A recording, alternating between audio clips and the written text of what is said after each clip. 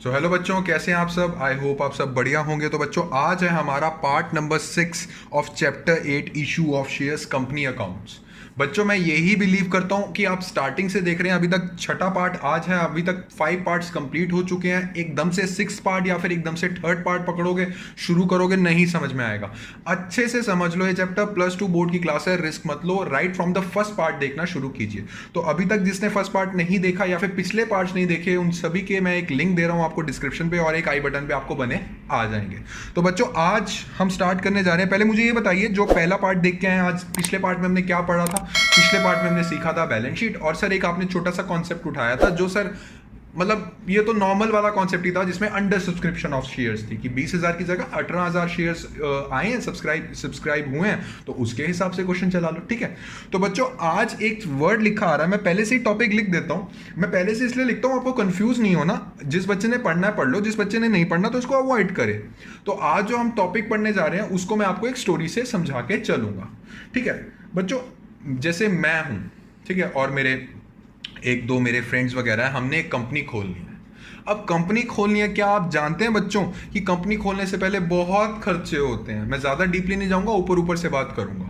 Company खोलने से पहले लॉयर का खर्चा होता है, memorandum of association, article of association बनता है, रजिस्ट्रार और कंपनी जाना पड़ता है, बहुत खर्चे करने पड़ते हैं।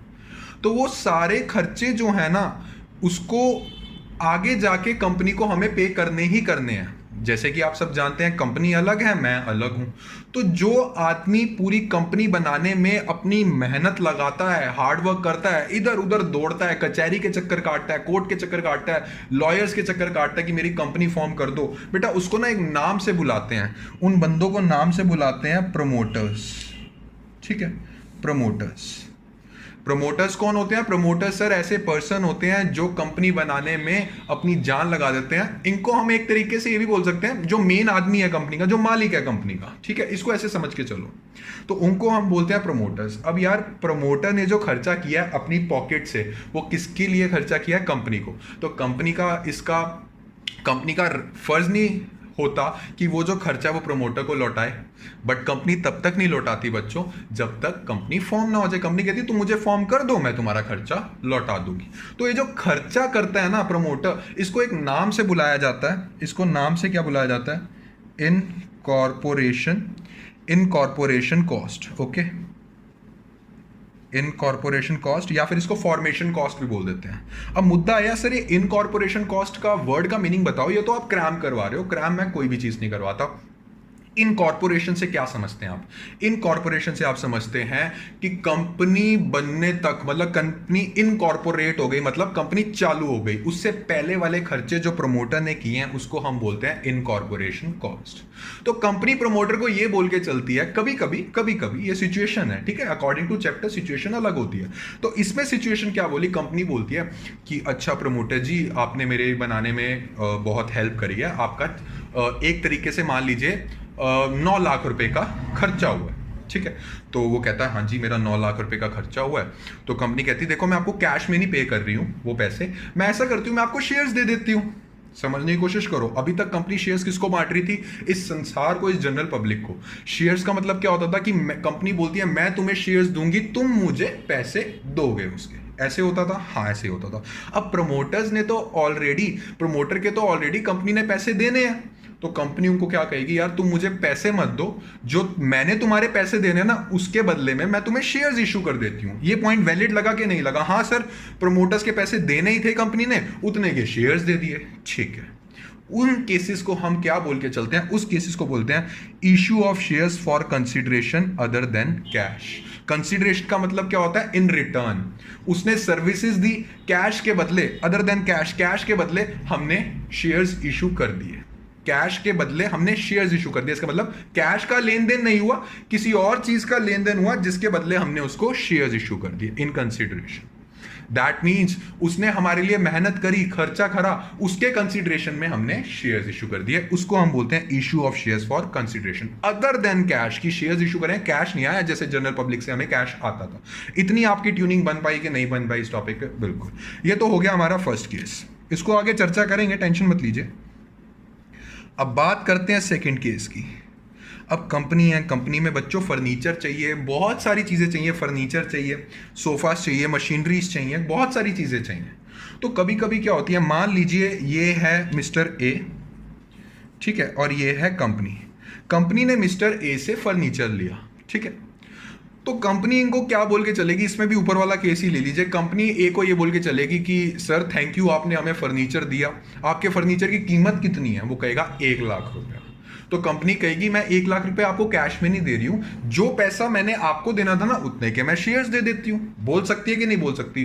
तो जो फर्नीचर वाले भैया वो कहेंगे हाँ, एक तरीके से ये हो गया ना, अगर मैं इस कंपनी के शेयर्स खरीद के चलूंगा तो मुझे पैसे देने ही थे, बट अब कंपनी ने मेरे पैसे देने हैं और मैंने कंपनी को फर्नीचर प्रोवाइड किया हुआ है, तो मुझे पैसे देने की जरूरत नहीं है, कंपनी ही मेरे को इतने के शेयर्स इशू करके चल देगी। और कंपनी ये बोल रही है फर्नीचर वाले भैया को पैसे देने की कोई जरूरत नहीं है, मैंने ही आपके पैसे देने हैं मिस्टर फर्नीचर वाले भैया, तो उसके मैं आपको शेयर्स इशू कर देती हूं।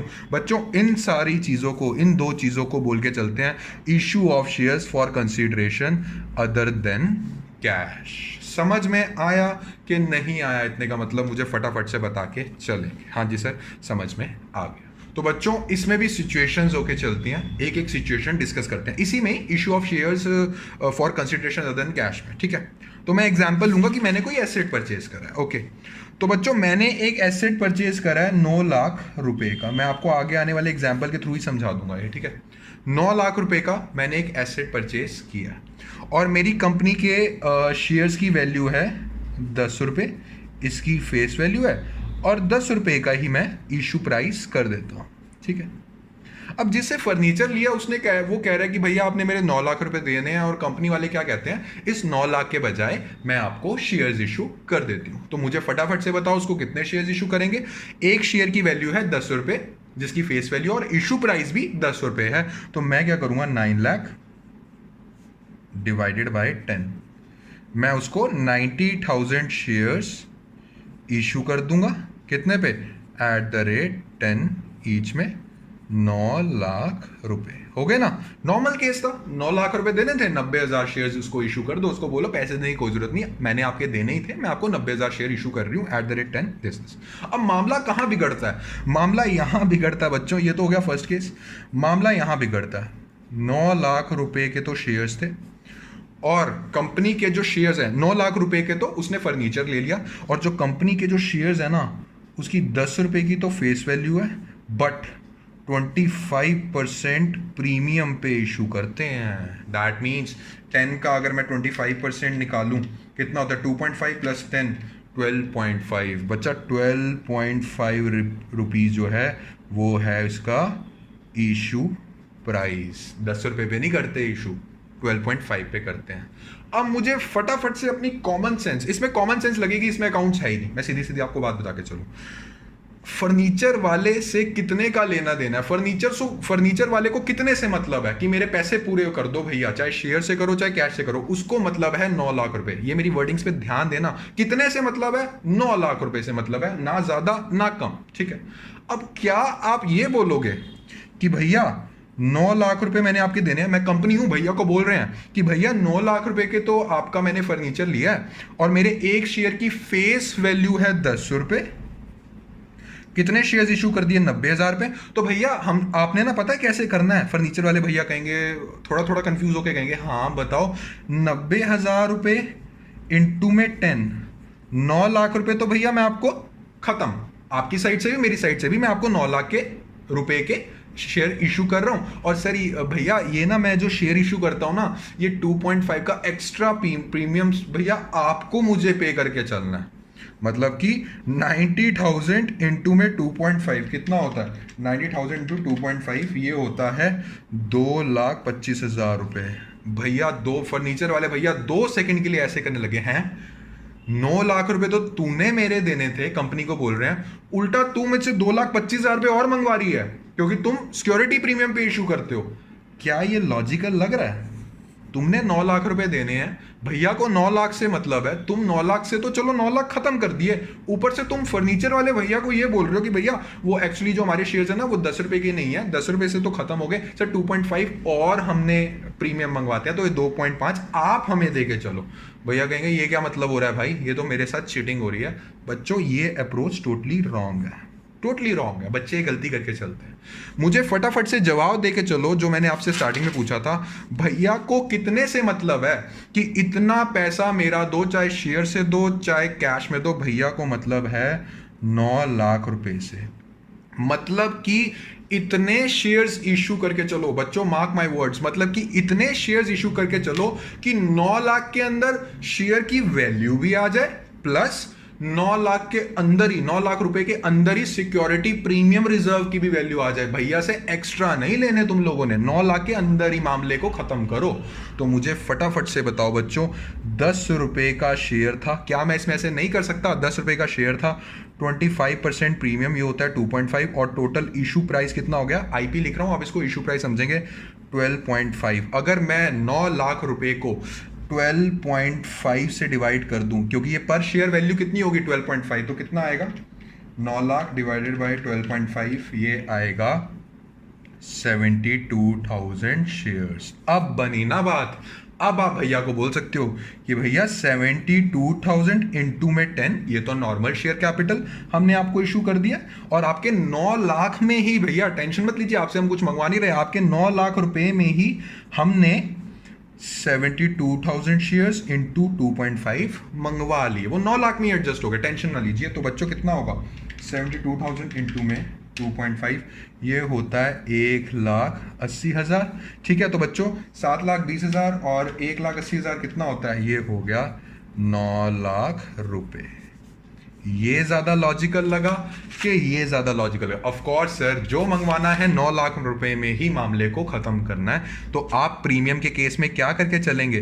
प्रीमियम के केस में जितना भी प्राइस है, जितने का भी आपने एसेट लिया, अपॉन में फेस वैल्यू प्लस जो हमारा प्रीमियम का अमाउंट है, आप ये फॉर्मूला लगा के चलेंगे। मैं अलग से लिख भी देता हूं, प्राइस इज इक्वल टू जितना भी प्राइस होगा एसेट का, या फिर जितना भी इनकॉर्पोरेशन कॉस्ट होगा, इनकॉर्पोरेशन कॉस्ट के क्वेश्चन भी आ सकते हैं, प्राइस अपॉन में इशू प्राइस। इशू प्राइस मतलब फेस वैल्यू में प्लस कर देंगे प्रीमियम, ये होगा इन केस ऑफ प्रीमियम। बच्चों नोट कर लो, इंपॉर्टेंट पॉइंट है। आप ये नहीं बोल सकते कि सर आपने सीधा फॉर्मूला लिखवा दिया, समझा के बताया। ठीक है, कभी कभी क्या होता है, वो वाले केसेस भी आ जाते हैं जो कभी केसेस आ नहीं सकते हैं। सर ये क्या बात कर रहे हो? मतलब कि discount on issue of shares, क्या आप शेयर्स इशू कर सकते हैं डिस्काउंट पे? नहीं सर, आपने मना कर दिया था। मना नहीं किया था, आपको मैंने पढ़ाया भी था, पिछले लेक्चर में देख के आओ, बट कोई बात नहीं, वो चीज़ भी प्रैक्टिस कर लेनी चाहिए। मान लो 9 लाख रुपए का मैंने एसेट परचेज किया, ठीक है, मेरे एक शेयर की वैल्यू कितनी है? मेरे एक शेयर की वैल्यू है 10 रुपये, बट मैं 10% डिस्काउंट पे इशू करके चलता हूँ, ये तो होगी फेस वैल्यू, और डिस्काउंट एट द रेट 10% पे इशू करके चलता हूँ, तो 10 का 10% निकाल लीजिए बच्चों, आता है ₹1। दैट मीन्स मेरा इशू प्राइस कितना है? 9 रुपये। अब मुझे फटाफट से बताओ, जो मेरे इंटेलिजेंट बच्चे हैं वो लॉजिक माइंड से क्या करेंगे? क्या आप ये कहोगे नहीं नहीं 9 लाख को पहले 10 से डिवाइड कर लो, भैया इतना पैसा आ गया बाकी चला गया, या फिर सीधा सीधा क्या करोगे? आप सीधा सीधा करोगे 9 लाख रुपए, जो भी मामला निपटाना है इस 9 रुपए के अकॉर्डिंग 9 लाख में निपटाना। आप 9 लाख अपॉन में 9, 1 लाख शेयर्स इशू कर दोगे। 1 लाख शेयर्स इशू करोगे, क्या बोलोगे? सर 1 लाख रुपए के 1 लाख शेयर्स मैंने इशू कर दिया। सर 10 रुपए का एक शेयर है, बट मैं डिस्काउंट पे इशू करके चल रहा हूं, कितने का? 1 रुपए का डिस्काउंट। सर मेरा इशू प्राइस है 9 रुपए। तो बच्चों इसमें 1 lakh shares into 9 rupees per share, कितनी वैल्यू हो गई? 1 2 3 4 5 रुपीज। ये देखिए आ गया ना 9 लाख। मतलब किस चीज से है सर? मतलब हमें है 9 लाख रुपए से, वो हमने लाके यहां पे खड़ा कर दिया। और एक चीज आप नोटिस करेंगे, क्या? जितनी ज्यादा इशू प्राइस कम होगी फेस वैल्यू से, उतने ज्यादा शेयर्स ज्यादा मिलेंगे। नोटिस कर पा रहे हो? जितनी ज्यादा, मान लीजिए फेस वैल्यू 10 थी, इशू प्राइस 1 रुपया कम होगी, उतने ज्यादा शेयर्स हम भैया को इशू करके दे पाएंगे। नोटिस कर लेना, जितने ज्यादा इशू प्राइस ज्यादा होगा फेस वैल्यू से, उतना शेयर कम जाएगा भैया के पास। ये तो ऑब्वियस बात है सर, जितना आप हाई करोगे इशू प्राइस, उतने कम ही शेयर्स दे पाएंगे ना भैया। एंड जितना कम आप इशू प्राइस करोगे उतने ज़्यादा शेयर्स दे पाएंगे। बच्चों ये कॉन्सेप्चुअल नॉलेज वाली बात है, मन में संभाल के रख लीजिए। तो बच्चों इस चीज़ को और अच्छे से समझने के लिए हम एक क्वेश्चन करके चलते हैं। छोटा सा क्वेश्चन है, ज़्यादा बड़ा टॉपिक नहीं था ये, मेरे को सिर्फ ये था कि ये बच्चों को जब मैंने प्रॉमिस करा कि मैं एक एक टॉपिक करवाऊंगा तो मतलब मैं एक एक टॉपिक करवाऊंगा, ठीक है। एंट्रीज भी उसी में समझा दूंगा, टेंशन मत लो, ठीक है। तो आप सबकी स्क्रीन के सामने एक क्वेश्चन बना आ रहा है, कहता है X limited purchase the business of Y limited for ₹9 lakh payable in fully paid shares of ₹10 each. What entries will be made in the books of X Limited in such issue is at par मतलब कितने का है, 10 रुपए का है, 10 रुपए का ही दे दिया, एंड एट प्रीमियम ऑफ 25%। ये ऊपर एग्जाम्पल समझा दिया, बट एंट्रीज से नहीं समझाया, तो आप समझ के चलते हैं। कहता भैया बिजनेस परचेज किया है। बच्चों जब आप बिजनेस परचेज करके चलते हैं तो क्या एंट्री करते हैं, फटाफट से मुझे बता के चलेंगे। एक्स ने वाई का बिजनेस परचेज किया, तो फर्स्ट एंट्री क्या आएगी, बिजनेस मतलब एसेट्स वगैरह आए होंगे, इसमें ज्यादा मत खपो। तो इसमें आप करोगे sundry assets account debit to Y limited. To Y limited क्यों कराओ यार, अब पैसे तो देने हैं ना वाई लिमिटेड को, जोन से बिजनेस उनसे परचेज करा है, कितने का 1 2 3 4 5 एंड 1 2 3 4 5। अब कैसे पे करके चलने, कहता है इशू ऑफ शेयर से पे करके चल दो, that means issue of shares for consideration other than cash वाला केस आ गया। कहता है कि issue of shares at par, मतलब कि 9 लाख रुपए देने हैं, 10 रुपए का शेयर है, 10 रुपए पे ही इशू करा। मुझे फटाफट से बताओ कितना। सर ये वाली एंट्री आप करवा चुकी हो, 9 लाख डिवाइडेड बाय 10 मतलब 90,000 शेयर्स हमने इशू करे। तो बच्चों इसको आप कैसे करके चलोगे, इसको आप ऐसे करके चलोगे, वाई लिमिटेड को आपने पेमेंट देनी है तो टू वाई लिमिटेड से हटाना पड़ेगा, दैट मीन्स उसको डेबिट करना पड़ेगा, Y limited account debit to. और जब इक्विटी शेयर किसी को देके चलते हो, अपना इक्विटी शेयर कैपिटल तो बढ़ाओगे ना, मतलब अपनी लायबिलिटी तो बढ़ाओगे। इक्विटी शेयर कैपिटल अकाउंट, ये कैसे कैलकुलेट किया, 1 2 3 4 5 अपॉन में 10, 90,000 इंटू में 10। एक शेयर 10 का है, पूरा फेस वैल्यू पे पूरा इशू प्राइस मिला 10 रुपये, ठीक है। तो ये हो गया 1 2 3 4 5 एंड 1 2 3 4 5। इतना समझ में आया केस के नहीं आया, हाँ जी सर इतना समझ में आ गया। And what will be our last entry, देखो अब लास्ट केस बोल रहा है, कहता है एट पार तो हो गया, कहता है एट अ प्रीमियम ऑफ 25%। कहता है सर 9 लाख रुपए की अमाउंट है, 9 लाख की अमाउंट है और 10 रुपए का एक शेयर है जो 25% प्रीमियम पे इशू कर रहा है, मतलब 12.5 इसका हो गया इशू प्राइस। अब जो है 9 लाख रुपए में ही है, अलग से तुम उस भैया से पैसे नहीं मंगवाओगे, अलग से तुम वाई लिमिटेड से पैसे नहीं मंगवाओगे, जो करना है 9 लाख का हिसाब करो। तो हम फटाफट क्या करेंगे, 9 लाख डिवाइडेड बाय 12.5 बच्चों ये होता है हमारा 72,000 शेयर्स। अब इसकी एंट्री कैसे करोगे, इसकी एंट्री आप ऐसे करके चलोगे, वाई लिमिटेड। बच्चों ये जो चीज़ है ना, सेकंड और थर्ड वाली एंट्री ये अलग अलग एंट्रीज हैं, इसमें फर्स्ट एंट्री तो कॉमन ही है, ठीक है। तो फर्स्ट एंट्री ये लेके चलो टू वाई लिमिटेड, इसको हमने वाई लिमिटेड अकाउंट डेबिट करना है, ठीक है। 2 equity share capital account to SPR मतलब सिक्योरिटी प्रीमियम रिजर्व। अब 72,000 पे सर 10 रुपए के हिसाब से तो सर हमारा शेयर कैपिटल मंगवा लिया 7,20,000, और सर 72,000 पे ही सर 2.5 के हिसाब से हमने अपना प्रीमियम मंगवा लिया। 72,000 इंटू 2.5 कितना होता है, देख लीजिए, 72,000 इंटू में 2.5 ये होता है 1,80,000। एंड सर जैसे कि आपने हुक्म दिया था कि पूरे 9 लाख का हिसाब करना है, लो जी 9 लाख रुपए वाई लिमिटेड के हमने पूरे कर दिए। तो बच्चों आज का टॉपिक आपको समझ में आया है कि नहीं आया, इसमें ओके चलता है कि हम अब शेयर्स इशू कर रहे हैं तो कैश नहीं ले रहे हैं, हम किसी से परचेज करते हैं या फिर हमारे प्रमोटर्स जो हैं वो इनकॉर्पोरेशन कॉस्ट इंकर करके चलते हैं, तो उसके बदले में हमने जो एसेट परचेज करा है या फिर इनकॉर्पोरेशन कॉस्ट देनी है उनको हम शेयर्स इशू कर देते हैं। उसमें भी 3 कंडीशंस होती हैं, अगर पार में किया तो नॉर्मल करो, इशू प्राइस फेस वैल्यू के इक्वल है तो नॉर्मल डिवाइड कर दो, प्रीमियम है तो कितनी अमाउंट से करोगे, ऐड करके प्रीमियम, अगर डिस्काउंट वाली अमाउंट है तो डिस्काउंट लेस करके फिर उससे डिवाइड में कर दो जितना पैसा हमें उनका देके चल। तो बच्चों आज के लेक्चर में अगर आपको कोई भी डाउट आया तो do comment in the comment section, आपको अपने डाउट का फटाफट से रिप्लाई मिल जाएगा, एंड अच्छे से समझ के चलो। एंड बच्चों एक क्वेश्चन मैं आपको होमवर्क के लिए दे रहा हूं, प्लीज प्रैक्टिस कर लेना, इंपॉर्टेंट क्वेश्चन है, वो पिछले से पिछले एग्जाम में आया था, 3 मार्क्स में आता है क्वेश्चन, ठीक है। तो बच्चों आज का वीडियो अगर आपको पसंद आया तो do like share and subscribe, ताकि ये वीडियो ज्यादा से ज्यादा बच्चे देख सकें। तब तक के लिए थैंक यू, हैप्पी लर्निंग, मिलते हैं नेक्स्ट लेक्चर में, थैंक यू।